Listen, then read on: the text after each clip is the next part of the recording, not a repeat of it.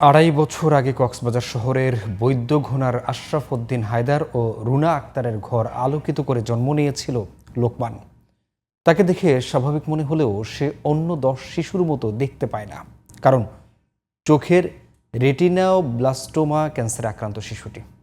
চোখের আলো ফেরাতে বিত্তবানদের সহায়তা চায় পরিবার। কক্সবাজার প্রতিনিধি ওমর ফারুক হিরোর রিপোর্ট।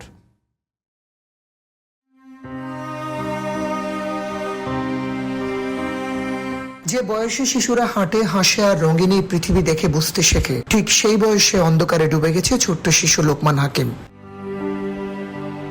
রেটিনোব্লাস্টোমা নামের টিউমার ক্যান্সারে পরিণত হয়ে 1 বছরের ব্যবধানে কেড়ে নিয়েছে 2 চোখের দৃষ্টিশক্তি। লোকমানের কোমল শরীরে কখন যে ক্যান্সার বাসা বেঁধেছে কেউ বুঝতে পারেনি।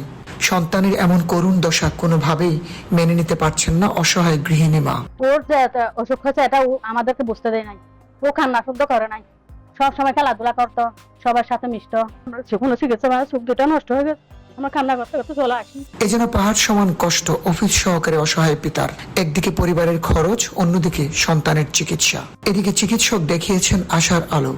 বাবার আকুতি 1 কাপ চায়ের টাকার সহযোগিতায় হয়তো বেঁচে যাবে তার আদরের সন্তান। ছেলের ট্রিটমেন্ট চলাকালীন পর্যন্ত আমার অনেক টাকা খরচা হয়ে গেছে।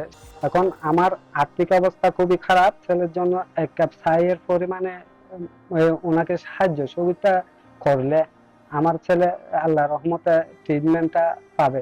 লোকমানকে প্রথম দফায় ক্যান্সারের বেদনাদায়ক কেমোথেরাপি দেওয়া হয়েছে। প্রত্যাশা ব্যয়বহুল হলেও সকলের সহযোগিতায় বেঁচে যেতে পারে ছোট্ট লোকমান। Omar Faruk Hiru, GTV news, Cox's Bazar.